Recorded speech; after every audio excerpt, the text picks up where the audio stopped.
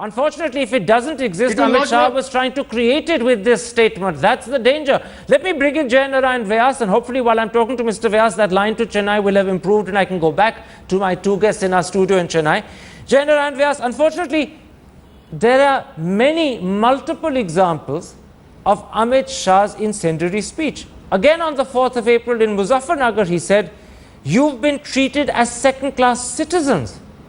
If you set aside self-respect and practice casteism, I can't say anything." But then he adds, "Remember, one who cannot guard his honor is useless." Once again, he's provoking people to take action against the Muslim community, and then he's suggesting that if they don't, they will not deserve respect. And I put it to you, that is blatant incitement. How do you defend it? Well, Karan, I think I'll first deal with what my friend Abhishek said. He was talking about 153A and this being a criminal offence. I think before we go to that step, one will have to clearly establish the mens rea. And no way you will be able to establish the mens rea, because the reference to context in which these utterances are made. Mr. Vyas, establishing mens rea only becomes important when the matter goes to court. The grounds for arrest is what, in fact, Mr. Singhvi was talking about. Mr. Singhvi and Mr. Ram are back with me. I'll go to them in a moment's time. But now answer my question. I put to you yet another quotation from Amit Shah, where he is clearly trying to provoke people to take action against the Muslims, and he's clearly suggesting that if they don't, they won't deserve respect. And I put it to you, that is incitement. How do you defend it? Give me an answer specifically to that. Karan, several times government of Gujarat has been meted out this treatment.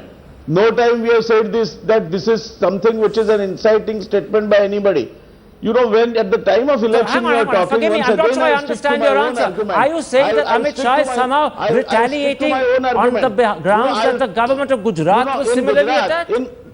I mean, that doesn't seem to make any sense to me. No, Karan. In case of, no, not the list. In case, see, I am trying to say how common it is. Just because it is something which is uttered by Amit Shah, it should not be magnified and blown out of proportion. But now this is very interesting. Just a moment. When you say forgive me, I'm interrupting you. When you say don't magnify out of proportion something Amit Shah has uttered, you are ipso facto conceding that what he's uttered was wrong and shouldn't have been uttered. That is a clear consequence of what you said. I don't submit. I don't agree, Karan. Okay. I am trying to say once again, I was completing my statement that I will stick to my argument. All right. That reference to context in which it was spoken, you have to guard your honor, you have to All right, Mr. Vyas, I'm going to stop you there. I've got Abhishek Singhvi with me. While that line to Chennai is with us, I want to take both him and Mr. Ram. First, Abhishek Singhvi, you wanted to make a point. You were raising your hand. Go right ahead.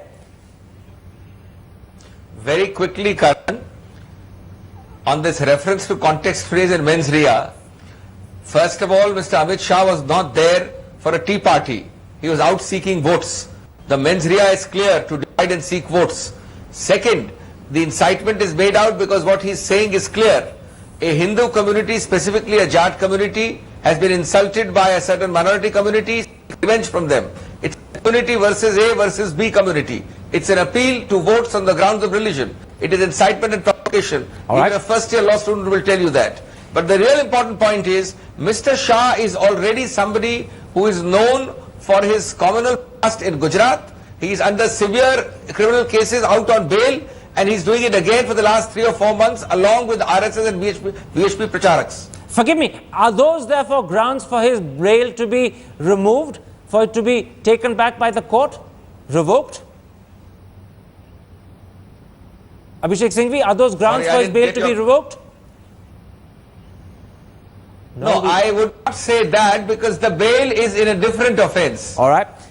Let me bring in Enram. You can revoke it only for actions in that offence. All right, I understand. Enram, I want to put two questions to you while that line to Chennai stays with us. First of all, Ravi Shankar Prasad has claimed that because President Obama in one of his campaign speeches in America said that voting was the best revenge, it's perfectly understandable and acceptable for Amit Shah to make the same point.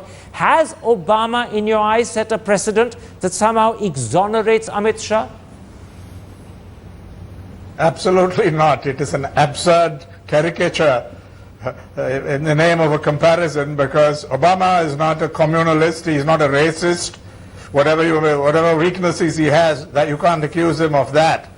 And he's talking in a context where people have been oppressed. The black community has been oppressed in the United States, and now it's in a different context.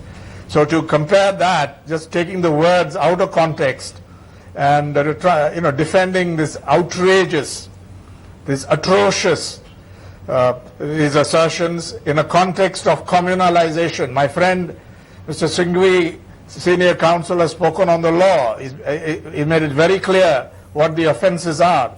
But the politics of it is equally deplorable.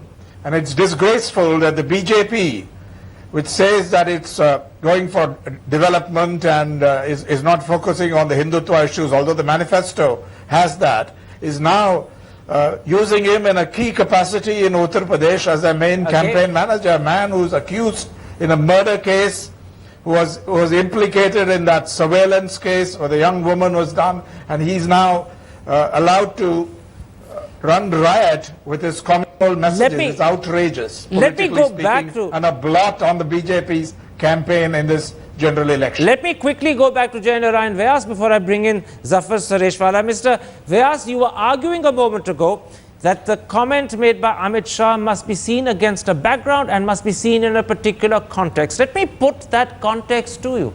When Amit Shah became the head of the BJP campaign in Uttar Pradesh, the first thing he said on his first few visits was that he committed the BJP to the making of a Ram Mandir. Then shortly thereafter, when Muzaffarnagar riots happened, BJP garlanded the rioters in public.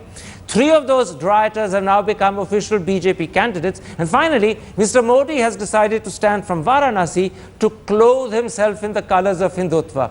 Seen against that context and background, I put it to you, far from making Mr. Amit Shah's rhetoric understandable, it becomes much more dangerous and threatening.